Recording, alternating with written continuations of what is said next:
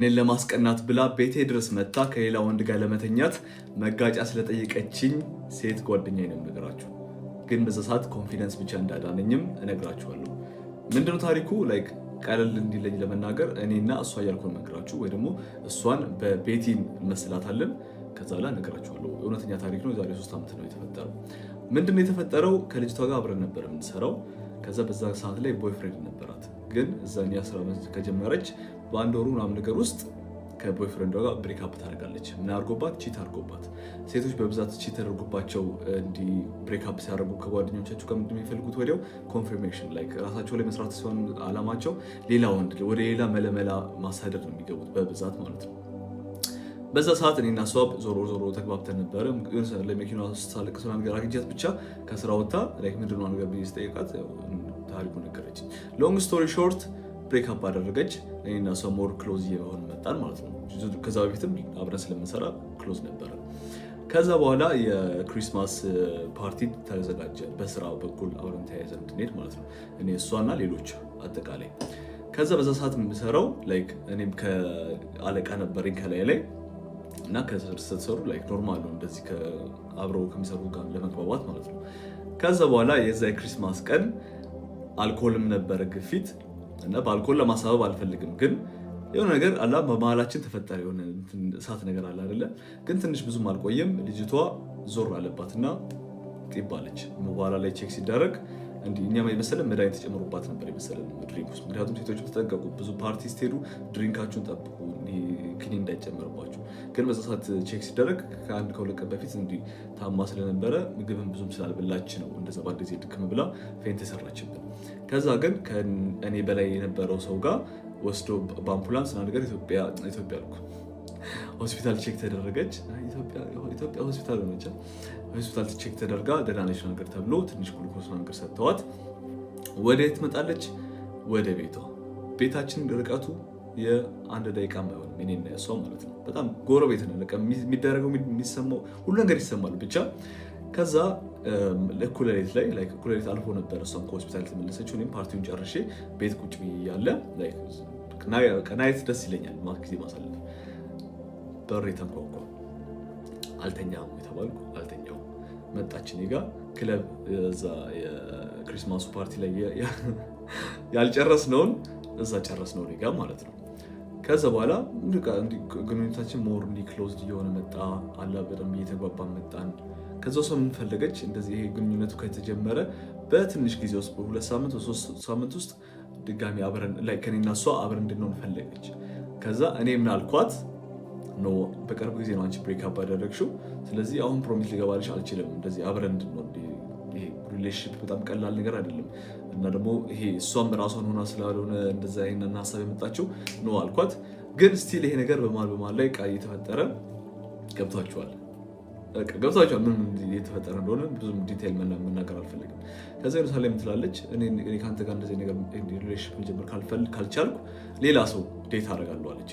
ምን አልኳት? እኔ እሺ። ከዛ ያንን ሰው ሌላኛው ሰው ዴት ማድረግ ጀመረች ማለት ነው። ከዛ ያኛው መስኪን ሰው ምንም የሚያውቀው ነገር የለም። ከሱ ጋር ዴት ትወጣለች፣ እሱ ይንከባከባታል፣ አበባ ይዞ ትመጣል። ከስራ በኋላ ፒክ አድርጎ እራት ይጋብዛታል። ከዛ ወዴት የምትመጣው? ወደ ቤቷ። ወደ ቤቷ ስትመጣ ማነው ያለው? እኔ ቤቷ አለው። ከዛ እኔ ምንድን የምላት ሁሉ ጊዜ ከዛ ወንድ ጋር አትሊስት በሳምንት ውስጥ ከተሳሳማችሁ እኔና አንቺ አንተዋወቅም፣ አትሊስት 1 ሳምንት ፒውር መሆን አለብሽ ብዬ እንዲህ ፕሮሚስ አስገብቻት ነበረ። ከዛ ይሄ ነገር እንዲህ በጣም እንትኗን ኤጓን እየፋቀባት መጣና እንዲህ አንድ ቀን ልጁን በቃ ዞር በልልኝ ብላ ወደ እኔ ቤት መጣች። በሩን ኖርማል ከፈትኩላት። ከዛ በኋላ ዘላ አልጋ ላይ ወጣችና ማወላለቅ ጀመረች። በዛ ሰዓት ላይ ልበሽ አልኳት። ምክንያቱም ያቺ ሴት ከሌላ ወንድ ጋር ውስጧ አይምሯ ውስጥ ሌላ ወንድ እስካለ ድረስ ሪሌሽንሺፕ ቢሆንም ሲቹዌሽንሺፕ ቢሆንም ኤፍ+ ቢሆንም ነው እንደዚህ ነገር መፍቀድ የለባችሁ። እናንተ ወንድ እስከሆናችሁ ድረስ ብሮኮድ የሚባል ነገር አለ። ያንን ወንድ ባታውቁትም ያቺ ሴት ከሌላ ወንድ ጋር ሪሌሽንሺፕ ወንድ ትሪት እያደረጋት እንደሆነ እያወቃችሁ ከዛች ሴት ጋር ምን ማድረግ አይገባም። በጣም ብልግና ነው። ከቤት አባረርኳት። አታምኑኝም? ግን ችግር የለውም። ልብሷን አስለብሼ አባረርኳት። ወደ ቤቷ ሄደች። ከዛ ጊዜ ጀምሮ ግንኙነታችን በጣም እየቆረፈደ መጣና በጣም ከት አደረግነው። የነበረ ነገር እንዳለ እንዲህ ስራ ቦታ ነገር ቫይባችን እንዲህ መሳሳቁ መጫወቱ ቀረ። ለዛም ነው የሚባለው የምትሰሩበት ቦታ ማንንም ሰው ዴት እንዳታደርጉ፣ ከማንም ሰው ጋር እንዲህ ስራችሁንና እንደዚህ ሪሌሽንሺፕ አታጋጩ። በጣም ብዙ ላይፍ ያበላሻል። በጣም እንዴት ነበር የሚባለው የበላችሁ የምበሉበት ቦታ አትጸዳዱ እንደሚባለው ማለት ነው። እና የዛን ጊዜ ጥፋት ነበረ። ጥፋቱ ግን ያው ተምሬበታለሁ። ከዛ በኋላ ምን ይፈጠራል? ሌላ ወንድ ደግሞ ጀመረች እሱ። ግን ያ ወንድ ልክ የኔ ኦልሞስት እኔ ያሉኝ ነገሮች እንዳለ እሱ አሉት። ሆቢዎቹ አንድ አይነት ናቸው። ብዙ ነገር ብቻ አውቃ እንደዛ ፈለገች እና ተዋወቀች። ሆነ ብላ አስተዋወቀችን። ጎረቤት ስለሆነ ሲገባም ስትወጣም ማየት አይቀርም። አንድ ቀን ቤቷ ይዛው መጣች። እሱን ምን ትለኛለች? እኔን ለማስቀናት ማለት ነው። በራን ኮክታ መጋጫ አለ ሆይ አለች። በዚህ ሰዓት መገመት ትችላላችሁ ምን እንዳልኳት። ቱ ቢ ሆነስት እውነት ደስን ያለኝ ቃል እንዴት ልበላችሁ። በዛ ሰዓት ያዳነኝም እኔ ኮንፊደንስ ነው እንጂ እሷን ሳልወዳት ቀርቶ አይደለም። ግን ቆይ ተረጋግኝ ተባለችው። ግን አንዳንድ ጊዜ ሴቶች ኖ ሲባሉ አይወዱም። ከዛ እውነቱን እንደምላችሁ በዛ ሰዓት በጠየቀችኝ ሰዓት ላይ ኮንዶም አልነበረኝም ነበር። ጠራሁት። እሱ መጋጫ አልነበረኝም ነበር በሰዓቱ። ከዛ ልጁ ገባ ዝም ብሎ ሲገባ ይግባ አላውቅም። የዛን ቀን ከዛ በፊት ብቻ ሲመጣ ነገር አይቼዋለሁ። የዛን ቀን እንዳስገባቸው አድርጋ በሯን ዘጋች። ከዛ በኋላ ልጅቷ አሸሸ ግዳም እያለች መጮህ ጀመረች። እየደበደባት ይሁን ምን አላውቅም፣ በር እያለች መጮህ ጀምራለች። ከዛ አሳዘኑኝ እና ዞሮ በዛ ቀን ግሮሰሪ ሄድ ነበር ሾፕ ላደርግ ማለት ነው። በዛው ኮንዶም እንዲገዛውላቸውና በበሯ ስር ስላይድ አስደረኩላት አስገባውላት ማለት ነው።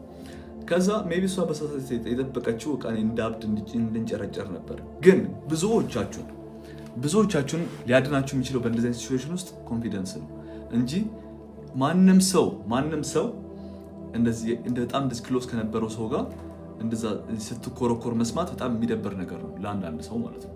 ግን ኮንፊደንሳችሁ ላይ ከሰራችሁ ምንም ነገር አይፍቀውም። ምንም እንዲህ አናታችሁ ላይ መላጣዬ አልነበረኝም የዛን ጊዜ። ግን መላጣዬ ላይ ራሱ ብትጨፍር ምንም አይመስለኝም ነበር። እሱ ምንድነው? ኮንፊደንስ። ስለዚህ ኮንፊደንሳችሁ ላይ ለመስራት ሞክሩ። ከዛ በኋላ ድጋሚ ተመልሳ መጣች፣ ልጅን አባራ ማለት ነው።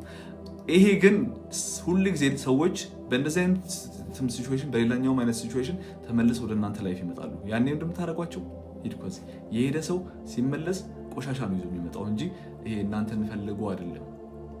ተረዳችሁ? ይሄንን ሎንግ የሆነ ስቶሪ በጣም ለማሳጠር ሞክሬያለሁ። ይሄ ነው ታሪኩ። ኮንፊደንስ ሁሉ ጊዜ ሴቭ ያደርጋችኋል። የሄደን ሰው እንዳትቀበሉ።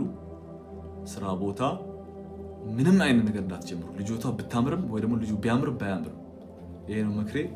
የእናንተው መላጣ። እወዳችኋለሁ። ፎሎ ማድረግ እንዳትረሱ።